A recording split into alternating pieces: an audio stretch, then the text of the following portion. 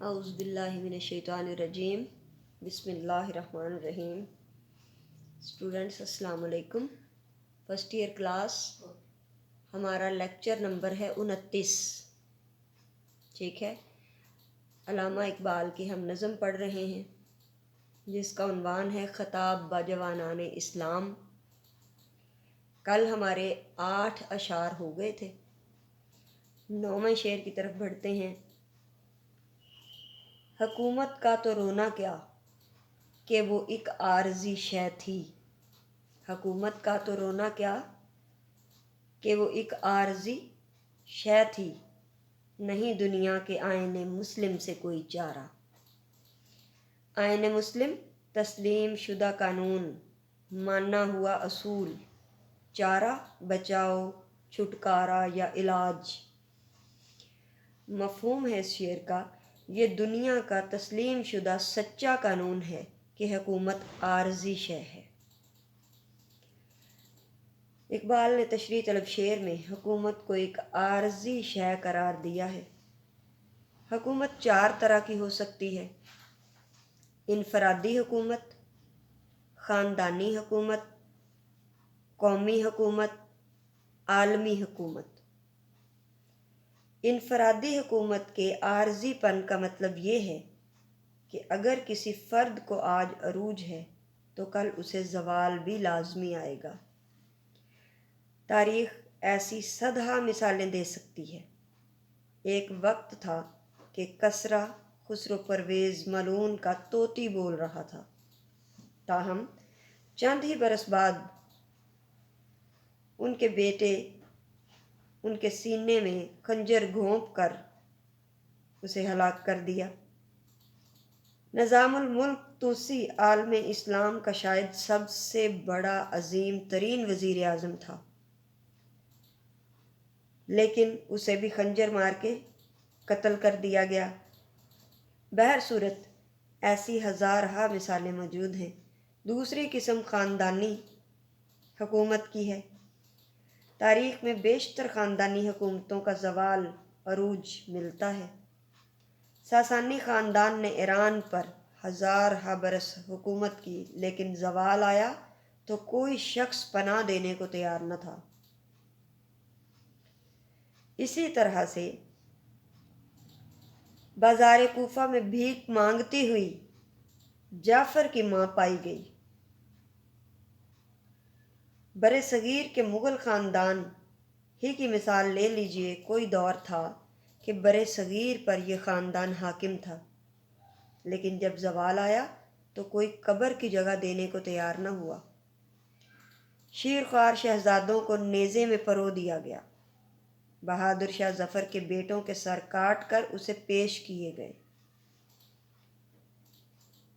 اب قومی و عالمی حکومت پر بھی نظر ڈال لیجئے تاکہ اقبال کا شعر مکمل طور پہ سمجھ آ سکے۔ نمرود دنیا پر حاکم تھا، مچھر کے ذریعے نیست و نابود ہوا۔ سکندر اعظم نے دنیا کو فتح کیا، لیکن اس کے مرتے ہی اس کی سلطنت کا شرازہ بکھر گیا۔ مسلمانوں نے ایران اور روم کا غرور خاک میں ملا دیا۔ 800 برس بڑی شان و شوکت سے مسلمانوں نے حکومت کی۔ 12ویں صدی عیسوی میں منگولوں نے ہلاکو خان کی قیادت میں بغداد کا قلعہ کما کیا، لیکن پھر تاتاری و مغل مسلمان ہوئے تو اسلام کی نشاط ثانیہ کا آغاز ہوا۔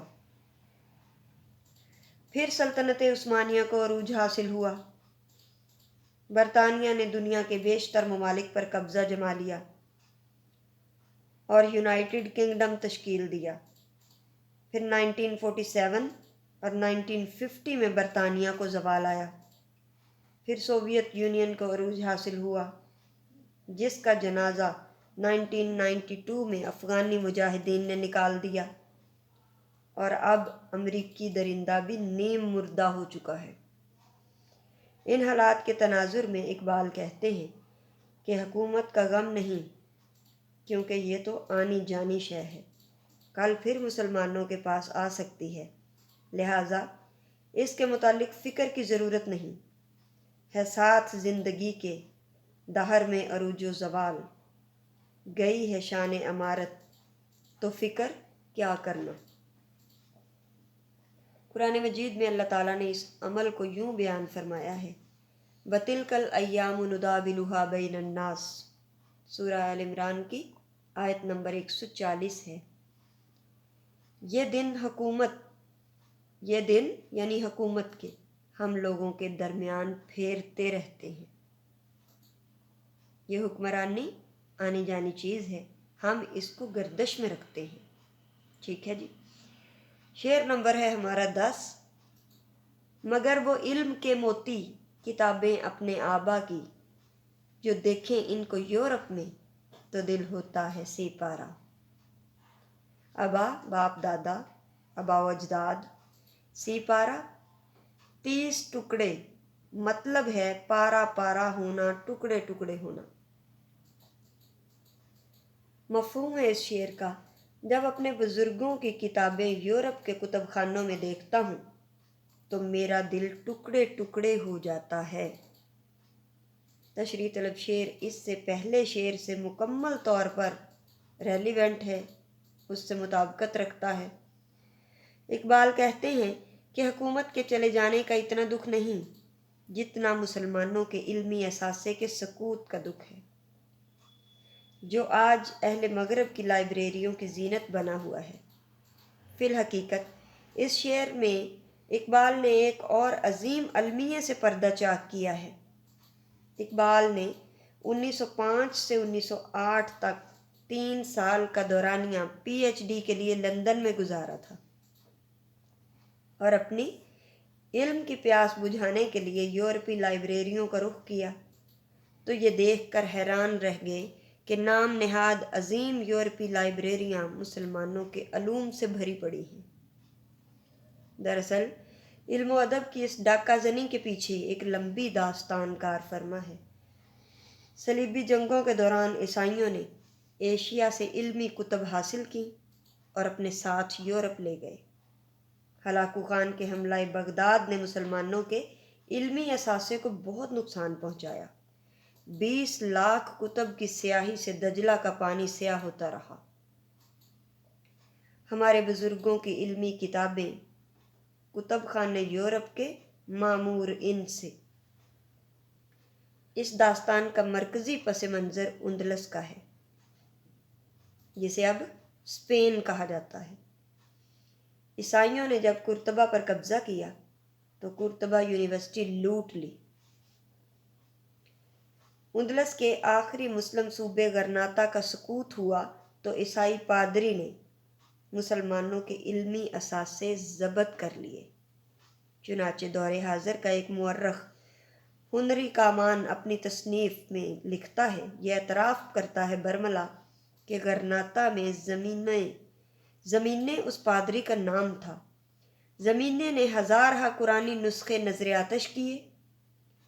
مذہب و دین پر مشتمل اس پادری کے حکم پر 10,05,000 کتابیں نظر آتش کی گئیں، یعنی جلا دی گئیں۔ صرف علم طب، کیمیا، فلسفہ، جراحت و طبیات پر مشتمل 3,000 کتابیں ایسی تھیں جسے اس تنگ نظر نے عیسائیوں کے لیے سود مند تصور کرتے ہوئے الکلا یونیورسٹی کے ایک عیسائی یونیورسٹی کے سپرد کر دی۔ الغرض اس دور کے مسلمان ہر شعبے میں عروج کے حامل تھے۔ سائنس کی دنیا میں قرطبہ کا وجود مانند فانوس ہے۔ بغداد و قرطبہ کی اسناد تمام عالم پر حاوی تھی۔ طب اور کیمیا، ہندسہ اور حیت، سیاست، تجارت، امارت، فلاحت، لگاؤ گے کھوج ان کا جا کر جہاں تم، نشان ان کے قدموں کے پاؤ گے وہاں تم۔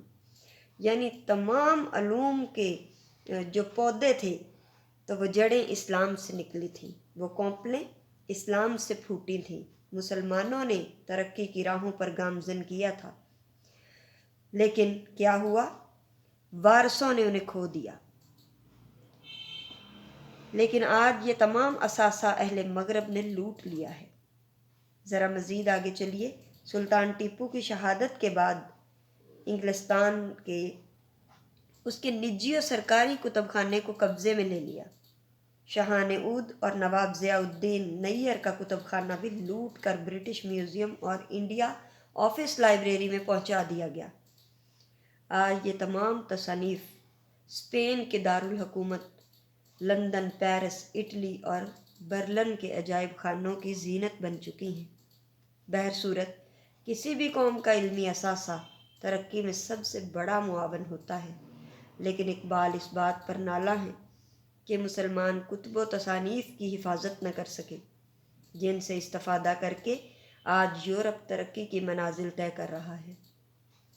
آخری شعر ہے ہماری نظم کا: غنی روزے سیاہ پیرے کنارا تماشا کن، غنی روزے سیاہ پیرے کنارا تماشا کن، کہ نور دیداش روشن کند چشم زلیخا را۔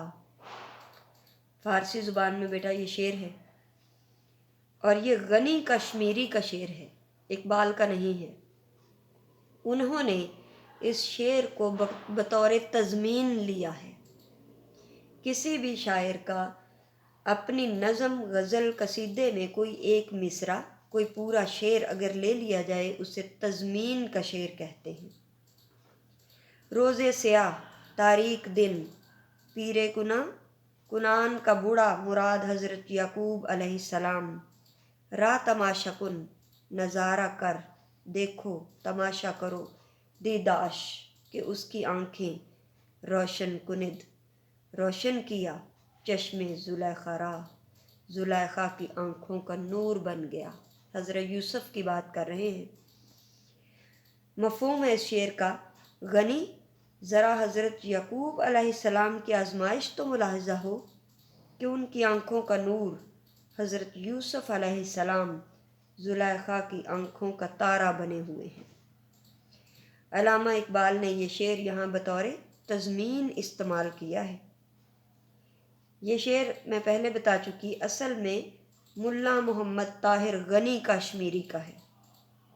اس شعر میں حضرت یوسف علیہ السلام کی تلمیح استعمال کی گئی ہے۔ حضرت یعقوب علیہ السلام کو حضرت یوسف سے بوجہ تقویٰ، راست بازی و حسن دوسرے بیٹوں سے زیادہ نسبت تھی، زیادہ تعلق تھا، زیادہ پیار تھا۔ چنانچہ حضرت یوسف علیہ السلام کے 10 سوتیلے بھائیوں نے باہم فیصلہ کر کے آپ کو ایک کنویں میں پھینک دیا، جہاں اللہ تعالیٰ نے انہیں محفوظ رکھا۔ ایک قافلے کا گزر ہوا تو یہ لوگ آپ کو اٹھا کر مصر لے گئے، یہاں آپ کو فروخت کر دیا گیا۔ عزیز مصر کی اہلیہ زلیخا نے آپ کو ورغلانے کی کوشش کی، لیکن آپ نے اس کی دعوت کو ٹھکرا دیا، جس کی وجہ سے 10 سال بے گناہ قید بھگتی۔ پھر آپ کو مصر کی حاکمیت حاصل ہوئی تو عزیز مصر کے انتقال کے بعد زلیخا سے نکاح ہوا۔ لیکن اس شعر میں غنی نے حضرت یوسف علیہ السلام سے متعلق صحیح رائے قائم نہیں کی۔ حضرت یوسف علیہ السلام کو زلیخا سے کوئی نسبت نہیں تھی، نہ ہی انبیاء کرام اس طرح کے افعال کے مرتکب ہو سکتے ہیں، کیونکہ تمام انبیاء تو معصوم ہوتے ہیں۔ بہرصورت اس شعر میں پیرے کناں سے مراد عصر حاضر کے مسلمان ہیں، جن کا ادبی اثاثہ تلف ہو چکا۔ نور دیدہ سے مراد مسلمانوں کے بیش بہا علمی اثاثے ہیں۔ زلیخا کا مطلب یورپ ہے۔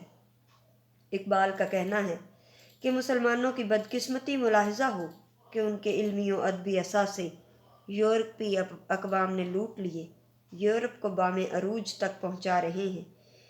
اس سے کہیں بڑا المیہ یہ ہے کہ وہ نہ صرف اس سے استفادہ کر رہے ہیں بلکہ یہ اثاثہ انہوں نے اپنے نام کر لیا ہے۔ جراحت کے موجد ابو القاسم زہراوی سے کوئی واقف نہیں آج۔ آپ کو فرسٹ ایئر میں پڑھایا تھا نا میں نے، آپ کا ایک چیپٹر ہے ابو القاسم زہراوی۔ ہر کوئی اسے مغربی دنیا کا مرہون منت سمجھتا ہے۔ ڈیم سسٹم جو آج مغرب کا مرہون منت سمجھا جاتا ہے، ابن الحشیم کا ایجاد کردہ ہے۔ ابو علی سینا کی القانون فی الطب کی کئی شقیں مغرب والوں کے نام ہو چکی۔